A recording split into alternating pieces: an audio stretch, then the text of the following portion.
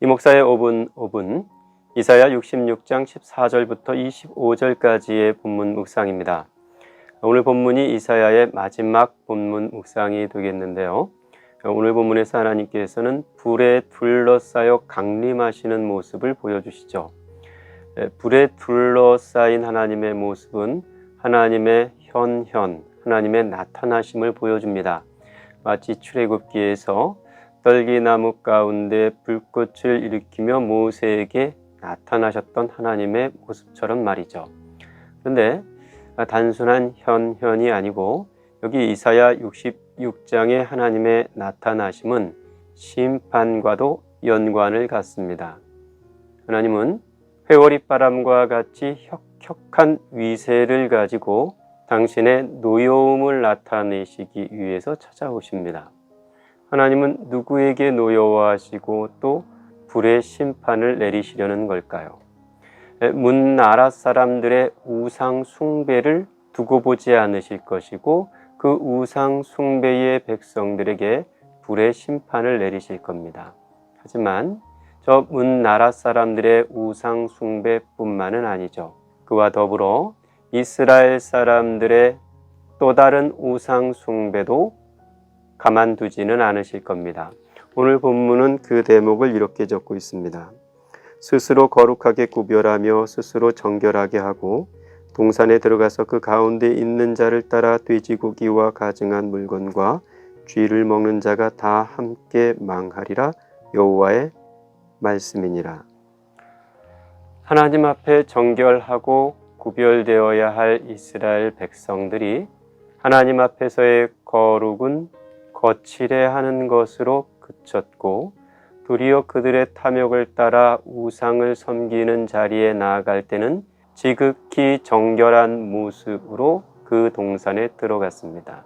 하나님께서는 저 뭇 백성의 우상 숭배하는 모습과 다름없이 하나님을 섬기면서 또 다른 우상의 숲속으로 들어가는 이스라엘도 불로 심판할 것이라고 천둥처럼 호령을 하십니다.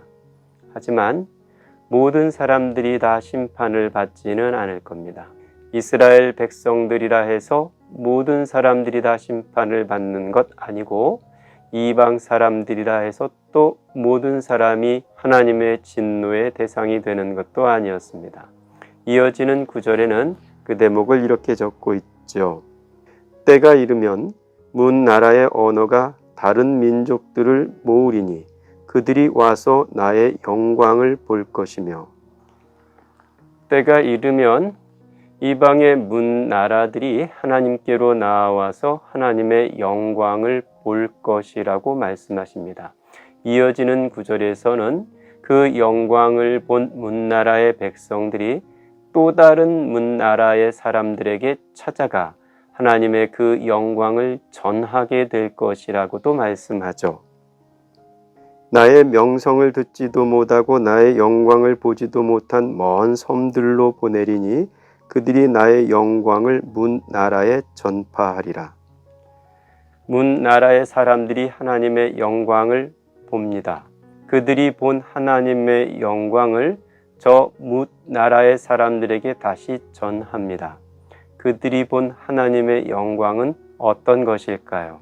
하나님의 어떤 영광을 보았기에 그들은 그 영광을 다시 전하는 자들이 되었을까요? 하나님의 하나님 되심을 본 겁니다. 하나님이 어떤 분이신지 그분의 정체를 보게 된 거고 그분이 어떤 통치를 이루시는지 하나님의 나라를 보게 된 겁니다. 그 하나님의 다스림을 보고 그 다스림 안에 든 자들이 그 하나님 나라를 전파하기 위해서 다시 문 나라로 향하는 거죠. 그리하여 그 하나님의 영광을 본 자들과 그 하나님의 영광을 보고 전한 선교사들의 복음을 듣고 그 영광에 참여하기 위하여 하나님께 나아오는 자들이 생겨날 것이었습니다. 그렇게 생겨난 하나님의 백성들이 하나님 앞에서 영광스러운 예배를 드리게 될 것이라고 이 이사야의 마지막 단락은 말씀하고 있습니다. 오늘 본문의 마지막 단락인 66장 22절부터의 말씀을 좀 읽어보겠습니다. 내가 지을 새 하늘과 새 땅이 내 앞에 항상 있는 것 같이 너희 자손과 너희 이름이 항상 있으리라 여호와의 말이니라. 여호와가 말하노라. 매월 초하루와 매 안식일에 모든 혈육이 내 앞에 나와 예배하리라.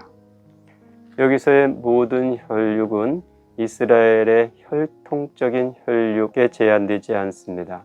도리어 하나님의 영광의 소식을 듣고 하나님 나라에 참여한, 그래서 하나님의 자녀가 된, 그렇게 하나님과 연합한 모든 혈육을 뜻합니다.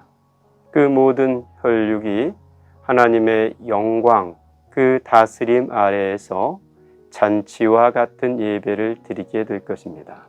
내 집은 만민이 기도하는 집이라 하신 말씀처럼 만민이 그 하나님의 영광 앞에 나와 하나님과 호흡하고 하나님과 팔짱을 끼며 하나님의 무등을 타는 잔치가 그 자리에서 펼쳐질 것입니다.